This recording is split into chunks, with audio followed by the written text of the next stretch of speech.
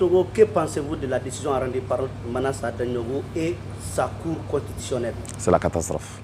Catastrophe en ce sens que c'est pour la première fois dans l'histoire. Donc ce qui donne raison, franchement, à tout le peuple malien, à l'extérieur, que Soumaïla a gagné les élections présidentielles, volées et truquées par Manassa. Déception pour moi parce que je ne peux pas comprendre que le peuple malien accepte de voter et donner sa voix au nom du peuple malien à des hommes, à des femmes élus députés à l'Assemblée nationale, que Manassa se permet avec la Cour, les soi-disant sages, d'éliminer ou de faire gagner d'autres. À Yélémané, nous avons vu que tout le monde était d'accord d'aller au deuxième tour. Manassa a fait gagner une tendance des premiers tours. Nous avons remarqué qu'aujourd'hui, dans des localités comme Sigasso, dans les localités comme Kati, dans les localités comme la commune 6 et commune 5, Bougouni, il y a eu donc des modifications des résultats au nord du Mali aussi. Des modifications des résultats au nom de la République et au nom du président Ibrahim Boubacar Keïta. Nous avons remarqué que même mathématiquement, d'autres sont nuls parce qu'ils n'ont pas pu calculer. Or, il y a des logiciels aujourd'hui.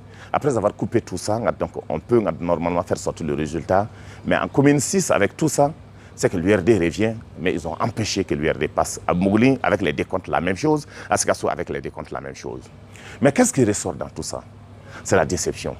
Ça veut dire que le peuple, en 1991, on s'est battu pour une démocratie. En voyant parler Manassa en son temps au procès de Moussa Traoré, aujourd'hui, en voyant la même Manassa, c'est une honte pour nous. Et là, le problème, c'est que je parle aujourd'hui du véritable drame pour notre pays, c'est le problème d'honneur et de dignité des hommes d'État. Ça veut dire ils sont des hommes où la question mérite d'être posée, où se trouve leur dignité, où se trouve leur honneur sur le plan national et international. Aujourd'hui, qu'est-ce qui se passe? Pourquoi les gens ont été éliminés? La question mérite d'être posée. Qui organise les élections? Ce n'est pas l'administration et les préfets. Aujourd'hui, si militants ou responsables des partis politiques qui sont partis aux élections ou des militants qui vont simplement aller voter, qu'est-ce qu'ils ont à faire avec l'élimination, avec le changement des bureaux de vote? Une contradiction flagrante. Ce qui s'est passé en commune 4 avec Mara, ils ont annulé, mais les décomptes, ils n'ont pas fait de soustraction. Ils ont annulé, mais en réalité, il y a eu 390 bureaux de vote normalement qui devraient être annulés. Mais ils ont eu peur parce que Mara a fait sortir de la masse. Après le deuxième tour, donc ils ont vu ça, ils ont eu peur. Maintenant, en commune 5, Ibeka a dit « Je suis président de la République, le jeune est tombé, il va remonter ». En commune 1, ils ont fêté leur victoire avant même la proclamation des résultats. On se trouve où? Il faut un troisième tour par Manassa. Je dis c'est la honte. Donc il faut aujourd'hui faire en sorte que le peuple reçoive donc, franchement ces votes qu'ils ont donnés au nom de la République. Mais c'est dommage, ça décourage. Est-ce que le peuple, désormais s'il y a des élections, est-ce que le peuple va sortir? C'est ça la question. Pour moi c'est une déception. Manassa, c'est la catastrophe. Alors, certains disent que ce n'est pas seulement à la personne de Manassa, mais il y a 9 sages qui ont de la confiance des Maliens. Est-ce qu'ils sont tous à rentrer dans la porte de Manassa Dagnogo pour mener cette situation? Et nous voyons aussi des jeunes qui sont sortis un peu partout. Qu'est-ce que vous avez à l'endroit de ces jeunes-là? Les 9, là, comment ils ont été choisis? 3 dont Manassa a été choisi par Ibrahim Boubacar Keïta. 3 dont Ibrahim Boubacar Keïta, donc l'Assemblée était à sa disposition, le président de l'Assemblée a choisi.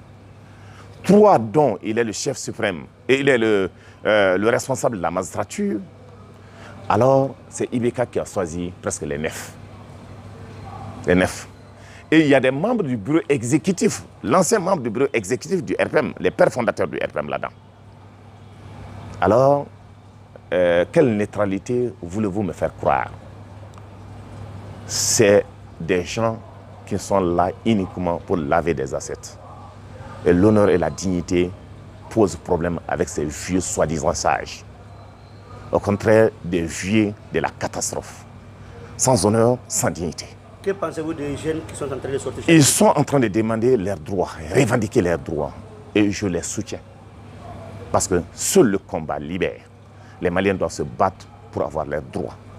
Ces droits-là chèrement acquis en 1991, des gens qui n'existaient même pas, des gens qui sont venus de nulle part.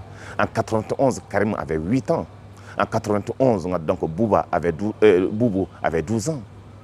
Des gens, des enfants pris dans la rue, on veut les imposer et ils veulent faire ce qu'ils veulent. Avec des vieilles donc fatiguées en son temps, que nous avons recyclées pour les donner certains postes de responsabilité en République du Mali, alors veulent régler des comptes avec le peuple. Mais nous pensons que ce peuple-là va tenir debout et nous nous battons pour l'honneur et la dignité de ceux qui sont tombés en 91. Avez-vous un mot à l'endroit de tous qui... Seulement il faut la mobilisation. Seul le peuple peut libérer son pays. Si les Maliens pensent que d'autres viendront pour nous libérer, détrompez-vous. Le combat nous allons engager contre la France, contre l'aménagement, contre Ibrahim Boubacar Keïta et des antinationaux et des apatrides, pour que le Mali revienne au principe démocratique avec honneur et dignité que nous avons reçu du vrai Mandinka. Je vous remercie.